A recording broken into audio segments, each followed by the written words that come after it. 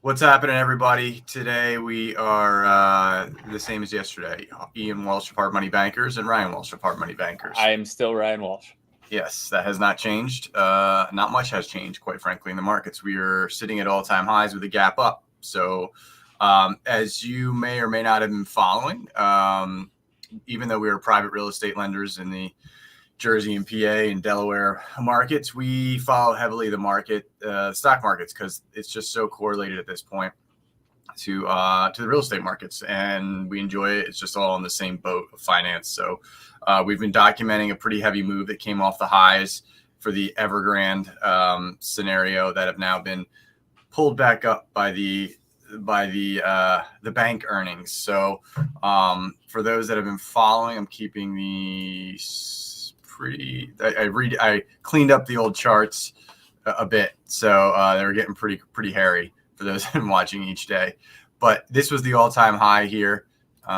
We started here, and then we came down to here, which was Evergrande, and then we documented the battle that had to be won between the bulls and the bears to see who was going to be, if the buyers were going to win or if we were going to go into a crash. The bulls won as they came over this candle right here, and then we went up and reached all-time highs, which is where we're sitting now. There's some anomalies and things that are sitting out there, but I think there's some news that Ryan may not have even heard yet, which I'm going to go over in a second. So it looks like this was a buy the dip scenario, which always correlates to earnings season. If it's not the crash, it's just buy the dip. What I do think we're going to see here, though, is from a traditional chartist pattern, this is just a double top, and then they usually go ahead and come back down and test this line right here. So I wouldn't be surprised if we get a play down to here and then a move back up if it's a really aggressive bull move. If it's not a very aggressive bull move, this could come down and we'll be talking about a double top in the near future. But so I was looking through some headlines, just right before the show. Not investment advice. Oh, this is not investment advice. That is the most important thing. We're idiots. We don't know what we're talking about. Don't do anything we say. All right. So the things that we have highlighted on the right are supply chain, gas, and Evergrande, right? Mm-hmm. Yeah. Okay. Well, Evergrande's been the big one. And we're like, well, unless there's somebody that has money literally laying under their pillow, how are they going to pull out a $300 billion debt? Did they find a big pillow? Of China. Big pillow? A lot of money? Enter the fear of China. Beijing tells Evergrande's founder to repay the insolvent company debt. So basically, China was like, look, we can delete you, or you can pull that money out and you can pay it off. Apparently that's the message. And so they just told Evergrande to pay it off, essentially? They basically said the owner, you're paying it off. I can't imagine what the alternative is to not paying that off.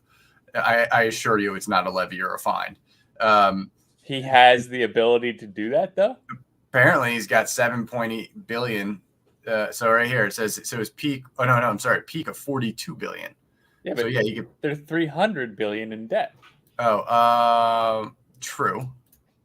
So $42 billion would be a tiny fraction of the $300 billion. Yeah, there you go.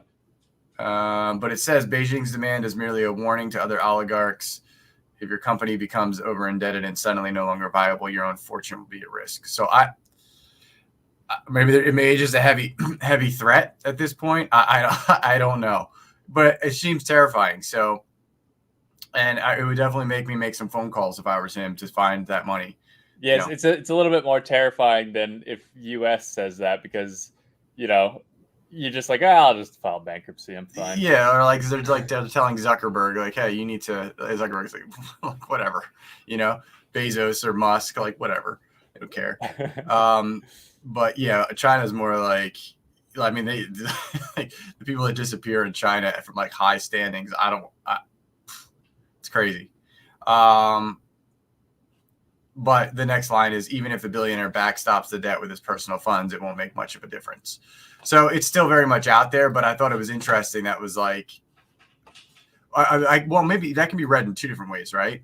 That could be read like, if this is their solution and they clearly are $250 billion short, that really leads to a big problem. That was their containment effort to tell them that to was pay the it containment off. effort. Yeah, we're going to contain 20% of the problem. Best case scenario.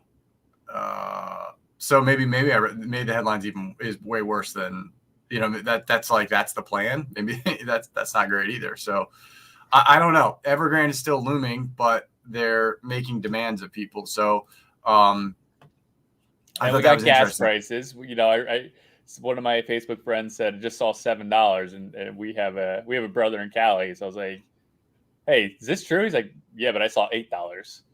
Yeah, So like it's the things that we've highlighted here on the right are not shrinking. They're not even going sideways. They're going down. They're going bearish. So that divergence that we've talked about in terms of news and fundamentals is, you got. I'm trying to draw it with my hands. You got price going up, and then you got the fundamentals going this way. right. And you have I was just watching a clip yesterday with Jeff Bezos doing like a quick, like, I don't know, there was like a TikTok clip or something, but he was saying, he's like, I don't know, I think it might have been Amazon. I don't remember what company it was, but he was saying, he's like, look, I'm watching this company go from 120 and their stock price is going down to 6. He goes, but I'm pretty sure it was Amazon at some point, like maybe like 20 years ago or something. He's like, but I'm looking at the inside information on it. He goes, I'm looking at the defects, the supply chain, the this, the that. He goes, all of those numbers are skyrocketing while the stock price is plummeting. He goes, it made no sense. He goes, so it was the internals of the system were working so well that I had to buy it because the stock price didn't make any sense. Well, why am I talking about that? Because the opposite is happening in the charts right now. You're going, we're at all-time highs, but the internals make no sense. So is that make it a great short, right? So it's literally the opposite of what that clip from Bezos was saying yesterday. I thought was interesting. I also thought, I'm not going to do a whole lot of this on the show because, well, not yet, actually. I might get more vocal, but this was an interesting headline as well. You're looking at new shoes. Yeah, new shoes. So the CDC director, unvaccinated police government workers will be sent for education and counseling to convince them to get the jab. That's a little bit, like education, like you start to think education camps. Are we talking education camps here? Like that's what China is famous for, right? They declared the world declared what they declared. We had some sort of like act against humanity, right? So are we like dabbling with that? Like what's going on here? What are your thoughts on that one, Ryan? I don't want to touch that one yet. Yeah, you don't want to touch it yet. Yeah, it's still like your Facebook account, right? Exactly. Yeah, I don't know. It caught my eye, so I just kind of left it up there, and I was like, man, I don't know, because right now they're saying. So right now, I guess, like, I don't know if you've been following the Chicago police union or whatever. Like, so many officers have quit. They're like, we're at 50% like capacity, and then they're like, there's nothing we could do. And cops, they're not saying it in the news. It's not odd, but they're not saying it. Well, it is odd. Is like you're hearing that things don't seem to be as good as being released, right? Like if 50% of a police force quit at any time in history, like that's huge news, right? But that's bad news, right? It's like, why is that not being reported? Right, that's like Armageddon. Like in Chicago, like every man for himself. Yeah. So I mean, it is a slippery slope to get into because then it's like, well, misinformation. That's not actually what happened. Misinformation is just a term that's tossed around if somebody disagrees with you.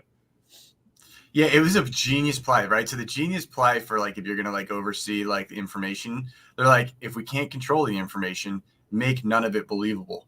And then you have no idea what to believe. It's perfect. It's genius, right? You're like, make it all not credible, so you have no idea what to do with it. So then there's no control over it. It's genius. So, I don't know if it was an intentional play, but it's definitely what it's become because it's like, is this real or is that real? You have no idea. You literally, if the person has a different viewpoint from you, you just say your information's false. Like, what a way to make it so you'll forever not agree with each other.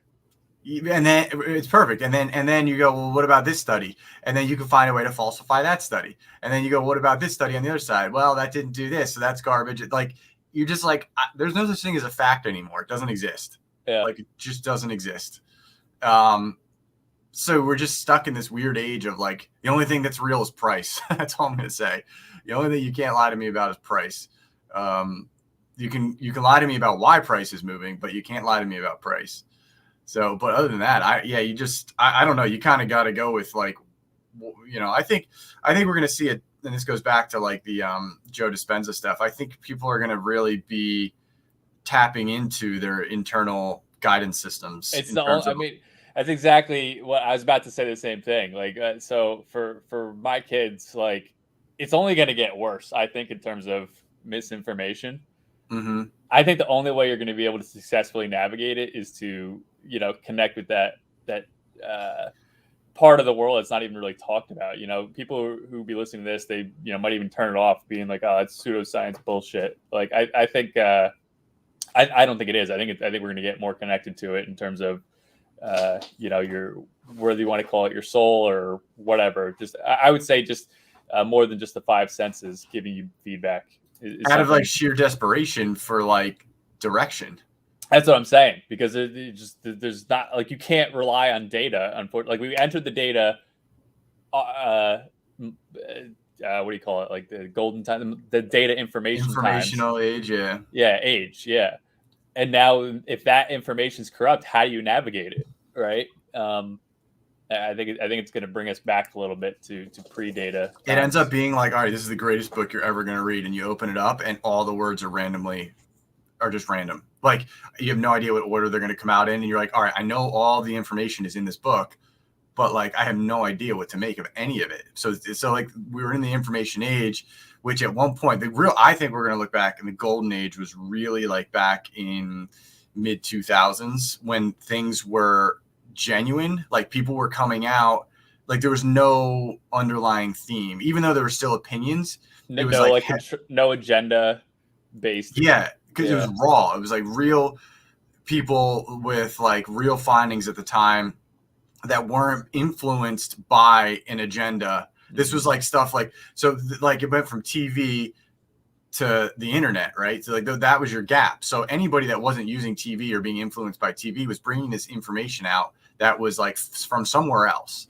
But then as we went along, you had like the underlying themes that start to get their way into people's minds. So then the information coming out that's really being regurgitated by people to begin with is already influenced by the themes that you were trying to get away from to begin with. So then you're like, what does it all come down to? It doesn't, you're just completely lost. I mean, it literally any argument you want, you can make for the other side. Like there's no, and I could do it endless ping pong back and forth. Yeah. And I could do it either way. Like I could do it for whatever I quote unquote agree with or don't agree with. I'll give you that. Like it's the perfect devil's advocate world to play. And then people just get so fired up, like so angry. I don't know what to make of it other than watch the charts and don't lose money. That's where we are right now. But the supply chain thing not going away. You saw the post yesterday, right? You made mention on Facebook. It said something to the tune of, what was it? Like, it's still funny. It's still in the annoying phase. It's still in the like, I know a guy who couldn't get this phase, but it's not me phase. So what did you see there? You saw something. Sure. The gas. No. In Newark, New Jersey, Whole Foods. It was the shelves were empty.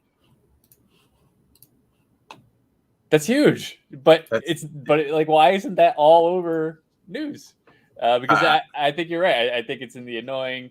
Maybe it does happen to you, but you're kind of just like, they'll figure it out in the next month. And you look at the issue and you're like, no, they're not. They're not figuring shit out in the next month. Right. And last time the shelves were empty was COVID, and every news channel had that going on because they were just trying to pump the fear. So I don't think they're ready to let the fear out of the bag. Right. But you're still like, wait a minute, there's no Whole Foods. Whole Foods has no food. What? Like, that's crazy, right? That's like no foods. Yeah, no foods. But that element to me is it's a timing thing. It's just timing. So they're waiting on whatever they're waiting on. It could be the earnings season. I like your time. I still like your timeline. I still think that early, because early January also lines up to the next move of the big Wall Street players when they like to make their move. So you tend to see after the holidays, getting into the early winter is when something else kind of hits the scene, or you get your continuation, or something like bubbles over. But you get usually your move in like August, September, which is where we are now.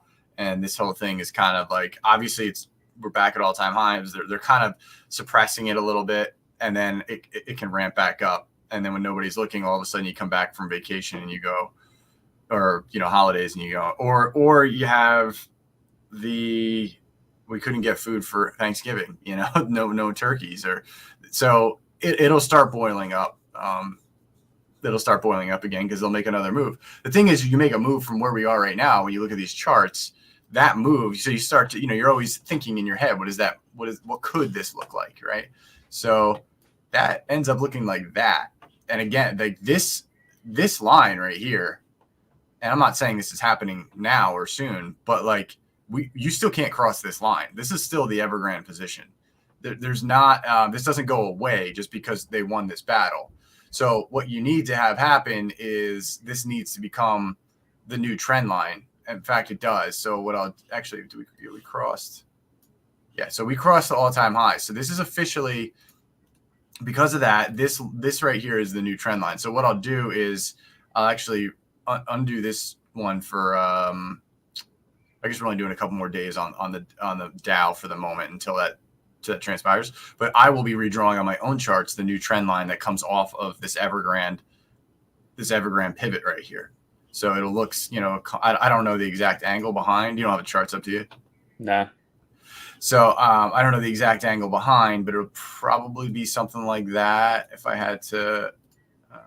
So let me see. I don't know how aggressive the angle will end up being. So if it's like that, I'm just trying to see, like, project where it would have to bounce from, because you can't have it broken. So that's not too far to reach back down to that. So what would happen is you would have a scenario where you get back down to this trend line. I'll have to do this for tomorrow, definitely. Yeah, but kind of our future lines to be looking out for. Yeah, because you're going to get back down to this line, and then if that breaks, that's, that people recognize that, and then you go, okay, the next move, then again you go, oh, this Evergrande thing's back in play, and if you break the Evergrande line, like, it doesn't, positions could sit for years, right? So anybody who made the move off this position right here could sit here for years if it just keeps going up. So when you go back to like a trend line, when we go back, like, original trend lines were drawn off of like moves like this. So you have like one or two connecting points. So whoever was sitting in the last connection to this one is likely right after COVID, they've been sitting in a position, doubled their money, and they're feeling great. If you take out that low position, their stop, meaning their loss position, is under that. So there's a lot of people that have stop losses sitting right now just under this candle. This is the best position. This is the best place to be long in the past month and a half. So they have their stop loss under here, or this is their tap out point right here. So they're going to defend. Then these are big players. These aren't, small fish. So they'll defend that. They'll but if you get down near that and you take that out, they're going to reverse that, or they're going to liquidate that. Liquidating that would mean a bigger move down. Reversing it would mean adding to the position down. So this is a very relevant candle until otherwise noticed. And then the way to make that not relevant, so to say, would be you take it out and then you go back up again and you go, okay, the business has been completed there, but it'll create a new war candle somewhere down there. So it's a matter where the war candle gets made. So the war is never over. That's the point of the financial markets, financial war. But at the same time, just because the hands are off the wheels right now, like, you can feel it. You feel it. I feel it. It's like, well, charts aren't that interesting right now. Like, we don't have that intensity in the show. There's less viewers watching it right now. I kind of like, well, we'll keep doing the charts. We'll probably do it. It's kind of becoming a daily thing. So we'll do it every day, because what'll happen is you and I will watch a spike in viewership as you have on your next 1,000-point day, because Yep. that's the intensity in the markets. And the thing is, right now, hands are off the wheels. Like, it's a great time to blindside people. So I don't know that it's coming like right now, but because you could kind of probably see, this scenario up here where you look across the top where it just kind of stays sideways for a while, goes up, goes down, doesn't really do much. And then when everybody's really like lulled to sleep is when you start your big move again. So I don't know. It could take, let's see. I mean, you could take any number of days. You can stay sideways for a very long time, but we're not really in the atmosphere and the environment where sideways movement lasts very long because you have too many things underlying that are going to push this thing around. So 1, 2, 3, 4, 5, 6, 7, 8, 9, 10. I think this was, yeah. So this is August. So a 10-day sideways move would be a lot. So I could see us being up here for 5, 6, 7 days across the top, and then look for something to happen, news wise, beginning in November. Earnings are out, et cetera, et cetera. Gas prices, like we said, like in California, and I remember this from 2009. Like when you start approaching $5 a gallon for an extended period of time, I say extended period, I mean like 5 or 6 months. That shuts down trucking companies. That shuts down anything gas run. I remember in 2009, trucking companies were going out of business because they're like, it costs more money to drive this truck to wherever I have to go than I can make on the delivery. So like I'm upside down. So that then you go, well, that would stink if trucking companies went out of business. Yeah, it would. It would stink more if you were in a supply chain issue and trucking companies went out of business. Oh my gosh, that's where we are, right? So if you go up to $10 a gallon in gas, right, and you have barges running on gasoline out in the middle of the ocean, and you have trucks that have to drive these things across all of a sudden you go from like work harder people on the docks, as that was Biden's solution, to frozen, like absolutely frozen. You can't do anything until oil comes down. So, and now what? What do? You have people are saying tap into the U.S. reserves, but you also have a Democratic, whatever, like you can be a Democrat or Republican, but the Democratic side is going to heavily fight against that environment. Like the reason we don't tap into our reserves because it's environmentally not supposedly or does damage environmentally. I have no idea on that, but it's just a weird fight that you'd have to make this, to open this up. I don't think Biden has seen, I don't think he's even been challenged yet in the presidency. Not that it even really matters, but I don't think he's had enough. People are going to really, you're going to be seeing, we've seen a lot of Biden memes over the past 6 months. I think like everybody got over the, let's get Trump out of here. And then they didn't hate Biden for like 6 months. And now they're going to hate Biden, right? The job of the president is to be hated for 4 years. So, but we haven't seen like the real passionate hate yet. So add the mandates, add the supply chain, people aren't working. Like he's got an issue in front of him, I think, over the next 6 months that, I don't know. What are your thoughts? Nah, I 2022 is I don't know. I don't get the jolly good feeling for 2022. So we'll see. No, and I don't get the hands off the wheel feeling for very long. I just don't. I don't think it's there. I mean, it's still like, it's kind of, it's silly that the banks, this rally was declared a rally because of banks' earnings. Like this wasn't because we saved the world. This wasn't because a problem was solved. This was like, and I am all about the rich getting richer. Let me put this out there. I think it's silly to say people shouldn't have money. I think if you're making money, make as much as you can. I hope Elon Musk triples his net worth this year. I hope he does it by tomorrow. But this doesn't play well into the marketplace. This doesn't say the bank's making more money. Doesn't say to me, oh, good, like the market is healthy and strong. That's just banks making money on fees for moving your wealth around. So it didn't resolve anything. It was like the most unhealthy way, in my opinion. Not that I hope banks make a lot of money, but not that the solution was a very unhealthy solution to get back to the all-time highs. Am I saying that right? Is that coming out? I mean, right? I think so. I think it doesn't change the fact that we're pointing out that price and news are divergent right now, because really, I think what you're saying is like the reason why it's going up is because we're saying people with money made money, and that's people buy on that.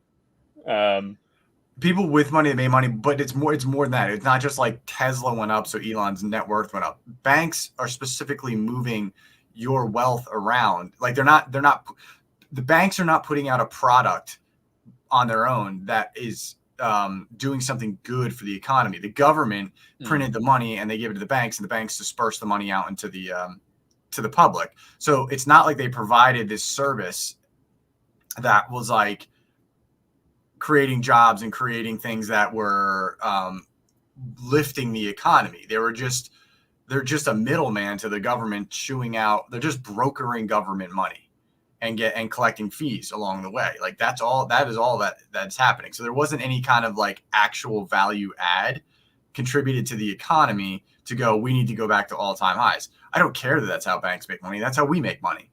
But I wouldn't sit here and say,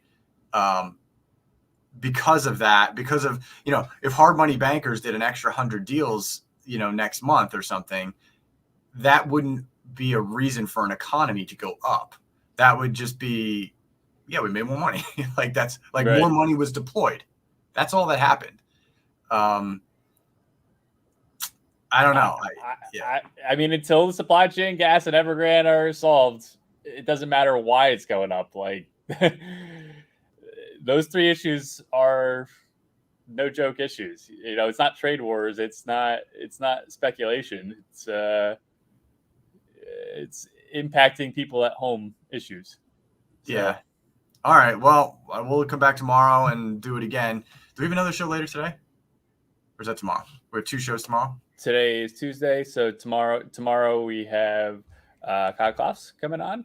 We've had him over a year ago now. He'll give us good perspective in the North Jersey area, Hoboken, what's going on there. A little bit more what's going on with brokerages in that area, that kind of thing. So he's always got a good perspective. He's all about the mindset too. The last time we spoke, he was saying, how Sandy was terrible for a lot of people in that area, but a lot of people quit. But that was the time where he doubled down and made his business. So you could definitely see a situation like that come from this. You're going to have a lot of people. If we're at a top market and it starts going the other way or even plateaus, you're going to have people saying it's too hard and quit. But that's the time to double down if you want to make a career in real estate.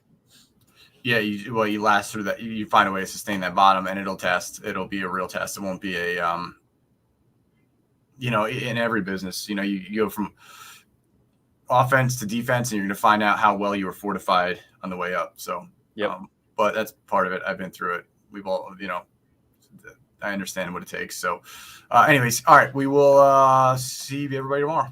Cool. See you.